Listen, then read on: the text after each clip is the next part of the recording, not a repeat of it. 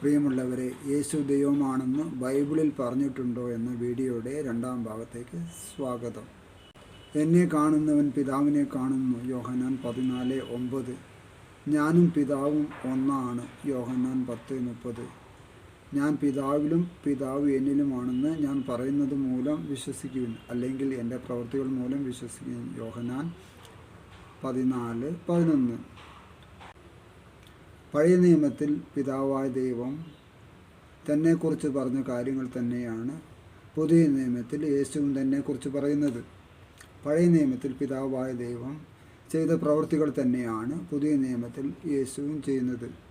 യേശു താൻ പറഞ്ഞ വാക്കുകളിലൂടെയും താൻ ചെയ്ത പ്രവൃത്തികളിലൂടെയും താൻ ദൈവമാണ് എന്ന് തെളിയിച്ചുവെന്ന് സ്ഥാപിക്കാനാണ് ഈ വീഡിയോ ചെയ്യുന്നത്. പഴയ നിയമത്തിൽ ദൈവം ജനത്തിൻ്റെ മധ്യേ വസിക്കുന്നവനാണ്.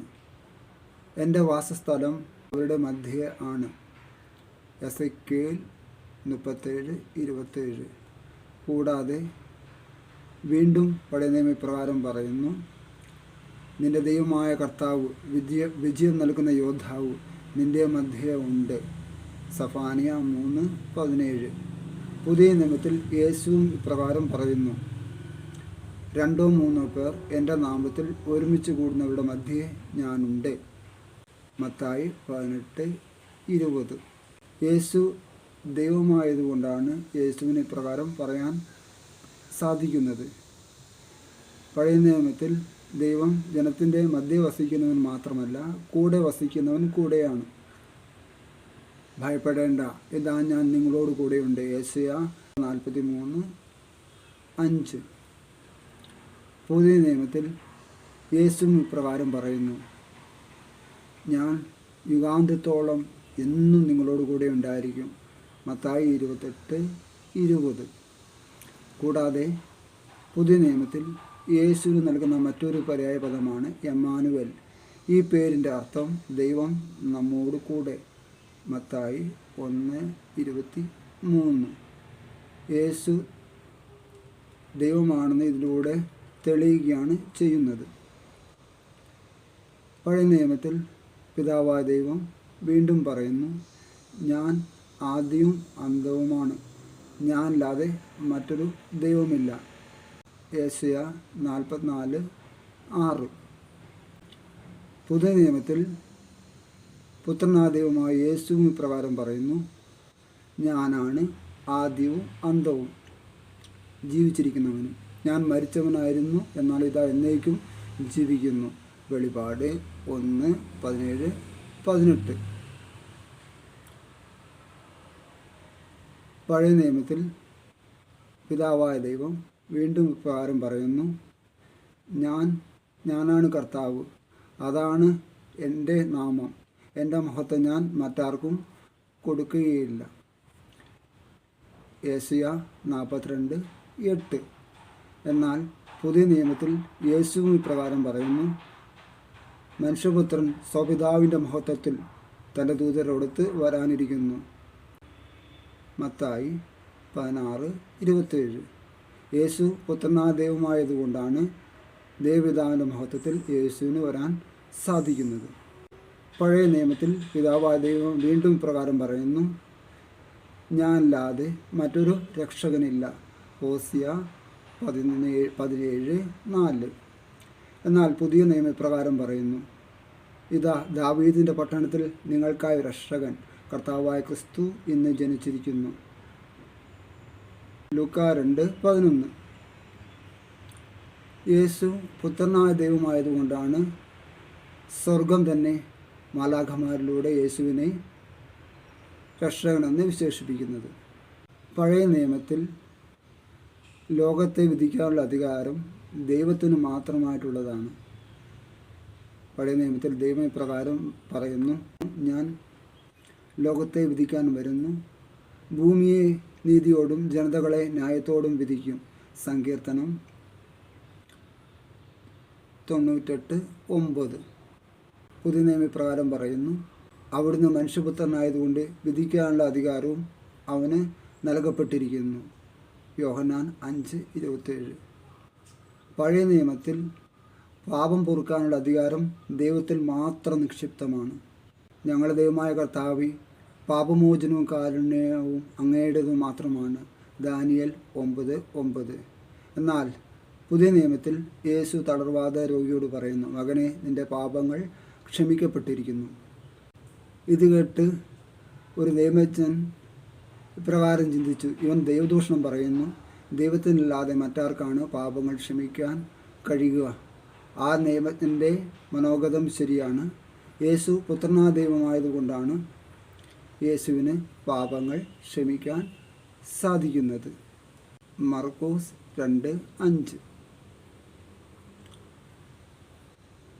പഴയ നിയമത്തിൽ ദൈവം വിധിക്കുന്ന ആൾ മാത്രമല്ല, ഓരോ മനുഷ്യർക്കും അവരുടെ പ്രവർത്തികൾക്കനുസരിച്ച് പ്രതിഫലം നൽകുന്നവൻ കൂടിയാണ്.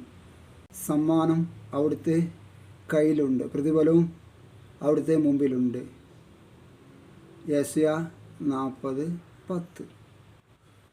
എന്നാൽ പുതിയ നിയമത്തിൽ ഇപ്രകാരം പറയുന്നു, ഇതാ ഞാൻ വേഗം വരുന്നു, സമ്മാനം എൻ്റെ കയ്യിലുണ്ട്. ഓരോരുത്തർക്കും താങ്കളുടെ പ്രവർത്തികൾക്കനുസരിച്ച് പ്രതിഫലം നൽകാനാണ് ഞാൻ വരുന്നത്. വെളിപാട് 22:12. പുതിയ നിയമത്തിൽ യേശു നേരിട്ട് ഇപ്രകാരം പറയുന്നു, മനുഷ്യപുത്രൻ സ്വപിതാവിൻ്റെ മഹത്വത്തിൽ തൻ്റെ ദൂതരോടൊത്ത് വരാനിരിക്കുന്നു. അപ്പോൾ ഓരോരുത്തർക്കും അവരുടെ പ്രവർത്തികൾക്കനുസരിച്ച് പ്രതിഫലം നൽകും. മത്തായി 16:27. പഴയ നിയമത്തിൽ പിതാവായ ദൈവം ജീവൻ്റെ ഉറവയാണ്. ജീവജലത്തിൻ്റെ ഉറവയായ അവർ എന്നെ ഉപേക്ഷിച്ചു. ജെറമ്യാ 2:13. എന്നാൽ പുതിയ നിയമത്തിൽ യേശു ജീവജലത്തിൻ്റെ അരുവി. തിരുനാളിൻ്റെ അവസാന മഹാദിനത്തിൽ യേശു എഴുന്നേറ്റ് നിന്ന് ശബ്ദമുയർത്തി ഇപ്രകാരം പറഞ്ഞു, എന്നിൽ വിശ്വസിക്കുന്നതിൻ്റെ ഹൃദയത്തിൽ നിന്ന് വിശുദ്ധ ലിഖിതം പ്രസ്താവിക്കുന്നത് പോലെ ജീവജലത്തിൻ്റെ അരുവികൾ ഒഴുകും. യോഹന്നാൻ 7:37-38. പഴയ നിയമത്തിൽ പിതാവായ ദൈവം പക്ഷിവർഗം തൻ്റെ കുഞ്ഞുങ്ങളെ സംരക്ഷിക്കുന്നത് പോലെയാണ് തൻ്റെ ജനത്തെ സംരക്ഷിക്കുന്നത്. പക്ഷി തൻ്റെ ചിറയിൻ കീഴിലെന്ന പോലെ സൈന്യങ്ങളുടെ കർത്താവായ ദൈവം ജെറുസലേമിനെ സംരക്ഷിക്കും. യെശയ്യാ 31:5. പുതിയ നിയമത്തിൽ പുത്രനായ ദൈവമായ യേശുവും ഇപ്രകാരം പറയുന്നു, ജെറുസലേം ജെറുസലേം, പ്രവാചകന്മാരെ കൊല്ലുകയും തൻ്റെ അടുക്കിലേക്ക് അയക്കുന്നവളെ കല്ലെറിയുകയും ചെയ്യുന്നവളെ, പിടക്കോഴി തൻ്റെ കുഞ്ഞുങ്ങളെ തൻ്റെ ചെറിയ കീഴിൽ എന്ന പോലെ നിങ്ങളെ ഒരുമിച്ച് ചേർക്കുവാൻ ഞാൻ എത്രമാത്രം ആഗ്രഹിച്ചു. മത്തായി 23:37. പഴയ നിയമത്തിൽ ദൈവത്തിൻ്റെ സാന്നിധ്യമാണ് മേഘം. ജനം അകലെ മാറി നിന്നു. ദൈവം സന്നിഹിതമായ കനത്ത മേഘത്തെ മോശ സമീപിച്ചു. പുറപ്പാട് 20:21. എന്നാൽ പുതിയ നിയമത്തിൽ യേശു പ്രകാരം പറയുന്നു, മനുഷ്യപുത്രൻ ശക്തിയുടെ വലത്തുഭാഗത്ത് ഉപേക്ഷനായിരിക്കുന്നതും വാനമേഘങ്ങളിൽ വരുന്നതും നിങ്ങൾ കാണും. മർക്കോസ് 14:62.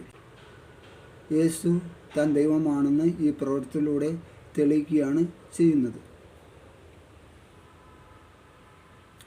പഴയ നിയമത്തിൽ ദൈവത്തിൻ്റെ മറ്റൊരു സാന്നിധ്യമാണ് അഗ്നി. കർത്താവ് അഗ്നിയിൽ എഴുന്നള്ളും. യെശയ്യാ 66:15. എന്നാൽ പുതിയ നിയമത്തിൽ പരിശുദ്ധാത്മാവായ ദൈവത്താൽ പ്രചോദിതനായി പൗലോസ് അപ്പോസ്തലൻ പ്രകാരം പറയുന്നു, നമ്മുടെ കർത്താവായ യേശു തൻ്റെ ശക്തരായ ദൂതരുടെ കൂടെ അഗ്നിനാളങ്ങളുടെ മധ്യേ പ്രത്യക്ഷനാകും. 2 തെസ്സലോനി 1:6. പഴയ നിയമത്തിൽ ദൈവത്തിൻ്റെ മറ്റൊരു സാന്നിധ്യമാണ് പ്രകാശം. അവിടുന്ന് നമ്മുടെ നിത്യപ്രകാശമാണ്. യെശയ്യാ 60:20. പുതിയ നിയമത്തിൽ പുത്രനാദൈവമായ യേശുവും പ്രകാരം പറയുന്നു, ഞാൻ ലോകത്തിൻ്റെ പ്രകാശമാണ്, എന്നെ അനുഗമിക്കുന്നവർ ഒരിക്കലും അന്ധകാരത്തിൽ നടക്കുകയില്ല. യോഹന്നാൻ 8:12. പഴയ നിയമത്തിൽ ദൈവത്തിൻ്റെ മറ്റൊരു സാന്നിധ്യമാണ് വെള്ളം. ബൈബിളിൻ്റെ ആദ്യ പുസ്തകമായ ഉൽപ്പത്തി പുസ്തകത്തിലെ 2ാമത്തെ വാക്യം തന്നെ ഇപ്രകാരമാണ് പറയുന്നത്: ദൈവത്തിൻ്റെ ചൈതന്യം വെള്ളത്തിനു മീതെ ചലിച്ചു. വീണ്ടും പഴയ നിയമം ദൈവത്തെക്കുറിച്ച് ഇപ്രകാരം പറയുന്നു: അവിടുന്ന് സമുദ്രത്തിൽ വഴിവെട്ടുന്നവനും പെരുവെള്ളത്തിൽ പാത ഒരുക്കുന്നവനുമാണ്. യേശയ്യാ 43:16. പുതിയ നിയമത്തിൽ യേശു കടലിന് മീതെ നടക്കുന്നു. മർക്കോസ് 6:48. കൂടാതെ പഴയ നിയമത്തിൽ കടലിനെ ഭരിക്കുന്നത് ദൈവമാണ്. അവിടുന്ന് കടലിനെ ഭരിക്കുന്നു, തിരമാലകൾ ഉയരുമ്പോൾ അതിനെ ശാന്തമാക്കുന്നു. സങ്കീർത്തനം 89:8. പുതിയ നിയമത്തിൽ യേശുവും പ്രകാരം തന്നെ പറയുന്നു: